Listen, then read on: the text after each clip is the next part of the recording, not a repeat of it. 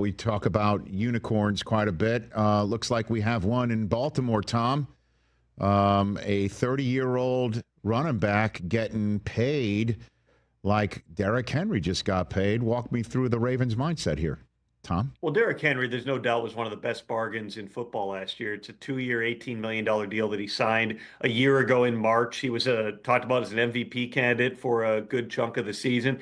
The deal was front loaded. So he made $11 million in 2024. He was only due 7 in 2025. So really, this is about bringing Derrick Henry back to that same level of compensation. He gets 25 fully guaranteed over the next 2 years. That's really the commitment. And then in the final year of the deal, which is in 2027, then he's due 12 million. So it's a 2-year, $30 million extension on paper. That's 15 million per year. But based on the 7 that he was already on the books for, what this does is it means he's averaging 12 and a half over the next 2 years. That's really solid running back money. It's not off the charts. It's not Saquon. It's not Christian McCaffrey. But you're right, for a player who's on what has long been considered the wrong side of age 30, good for Derrick Henry, a guy that a lot of the league passed on. Let's call it what it is last year, Rich.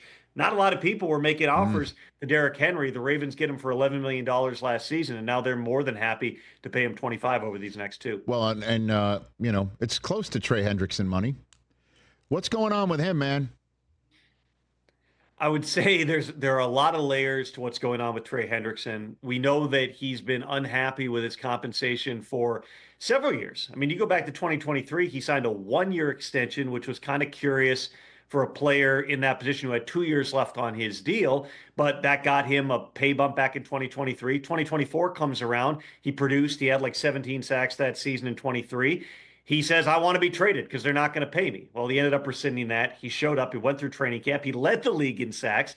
Now he comes back again this offseason and says, hey, I want to be traded again. He goes able to go out there into the environment, talk to other teams, have his agent talk to other teams. There was real interest in Trey Hendrickson, but the Bengals said, we're not going to consider moving this guy unless we get a first-round pick. My understanding is that they had a second-round pick and an additional pick on the table for Trey Hendrickson. That was not enough for them to consider moving him. So now the draft has come and gone.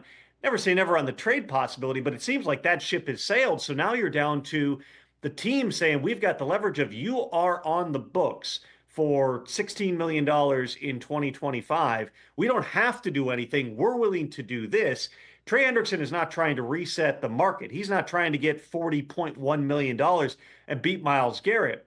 But he is looking at Max Crosby, who's around that 35 number, and Danielle Hunter, who just got a 1-year, I think it was 34 or $35 million extension, or I think it was 35.5 actually.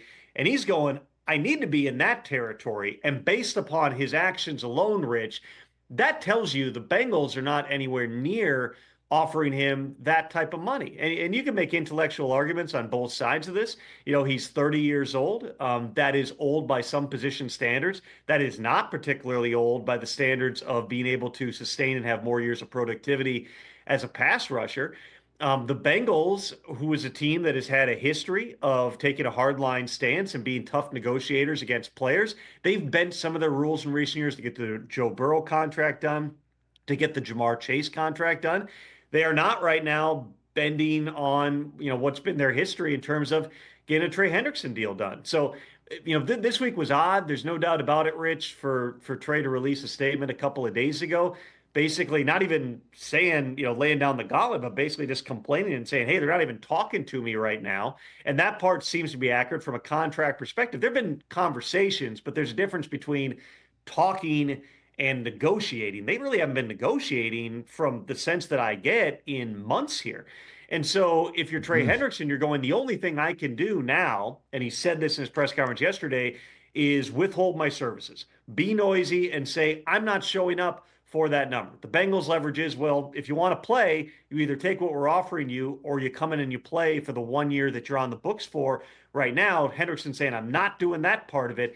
We've still got time here, Rich. We got 2.5 months until training camp. But Trey Hendrickson has been pretty dug into this point.